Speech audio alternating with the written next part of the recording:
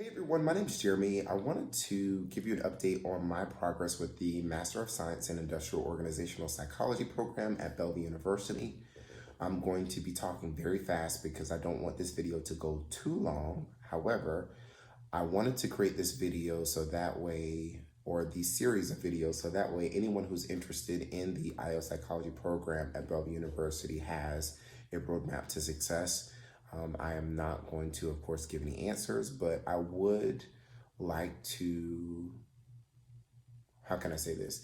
If I were in somebody else's shoes trying to understand how to be successful in the program or what to expect in the program, I would want this information to be out there.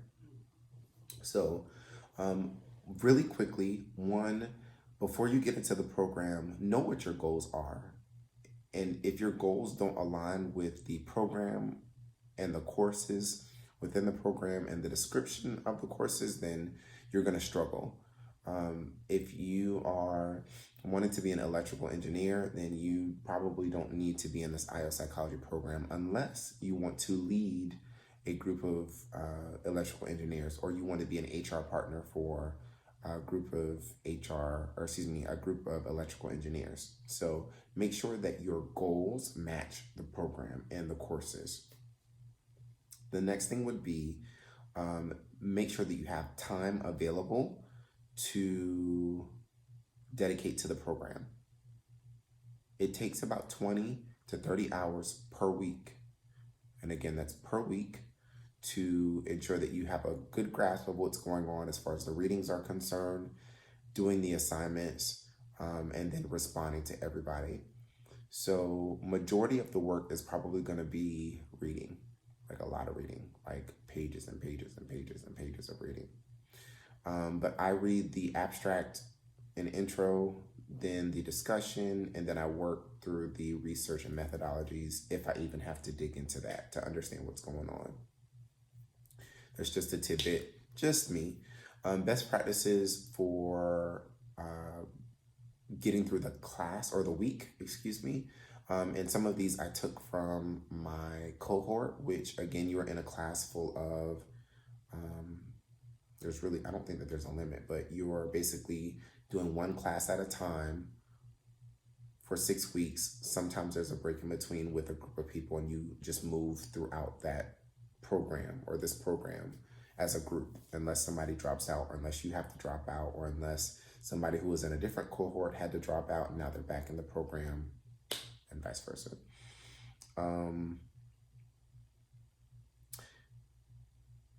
I forgot my thought, but APA. Oh no, let me go back. So do a skim of what the week is. So look at your readings, your assignments, your discussion boards, and get an idea of what you're expected to do for the week. Then read, do an outline of your assignments, and then do the assignments. Typically, your assignments are due on Wednesday and Sunday, Central Time. Yeah, Central Time. If you need help throughout the program, the professor in this first class has been amazing, and the program director has been amazing. Reach out for help. Just reach out for help. There are so many resources available, which I volunteer or I commit to using them more consistently. So many resources out there to help you be successful, which leads into APA. Just get to know it. Just do it. Just eat the frog first, and just don't do what I did and get a bunch of points taken off for APA. It's so easy. I'm just lazy, which I shouldn't be. So the course. So it's the first course of 12 courses. So one class down, 11 to go. The program takes about 1.5 years. And of course, like I said, the classes are 6 weeks. So the class was super helpful. It taught me the importance of getting to know your organizational leaders, and probably at a more, a higher level.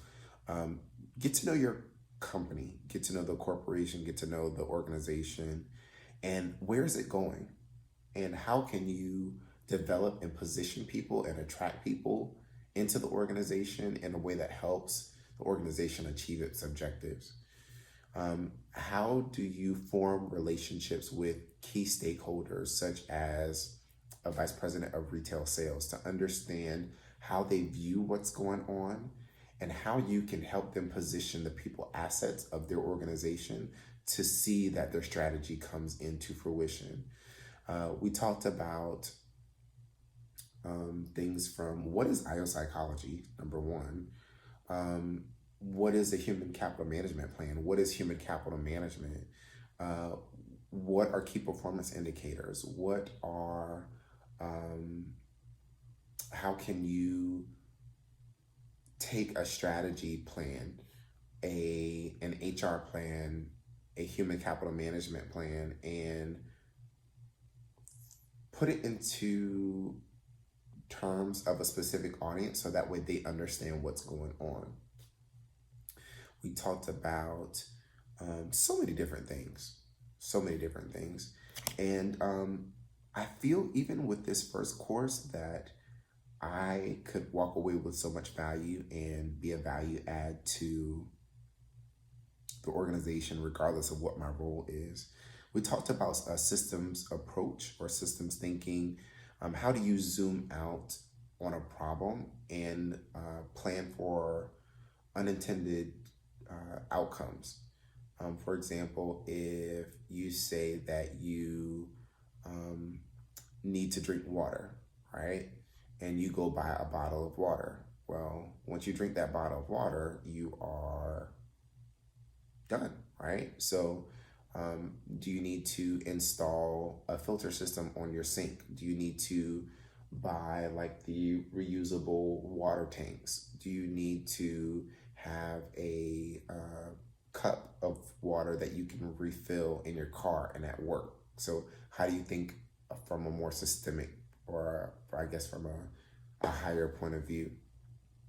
We talked about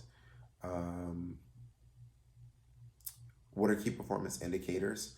How do you set up a bars chart by looking at specific competencies and making it understandable for somebody who's coming off of the street to be able to evaluate someone? We talked about, let's see, I'm trying to look at my assignments at the same time and talk. We talked about what is mission and vision? What is strategy? How do you analyze the business environment in order for you to put together an effective plan? So it's all great stuff. Let's see, if I had to do like a quick high level overview, because I want to wrap up this video so that way I don't take too long. But this class within this program helped me to say, or to see, I should say, when you have a place that you're going, when you're working with a leader, let's say the VP of sales, that says that they want to provide stellar customer experiences for their customers so that way they can grow revenue through upselling and acquiring new customers. And they want to be the number one regional organization or regional sales organization within the company that changes how customers view the company. We'll just say something random like that. How are you bringing people into the organization? What people are you looking at? What are specific competencies that you want them to have? What are certain skills or knowledge or abilities do you want them to have? How do you acquire those people? How do you deploy them into the right positions? How do you stand up programs that will help develop their skill sets so that way as the business environment is changing, they're able to meet the requirements of the task? How do you plan for people exiting the business by planning for other people to step into roles? When you have things that you're trying to accomplish, how do you work with other stakeholders to get them to buy into what you're trying to do? How do you create a performance management system that is a process, an ongoing process, and not a one-time conversation with a manager and employee that adds value to what the employee is doing and helps them see how they can be better on a day-by-day basis within their contributions to their role.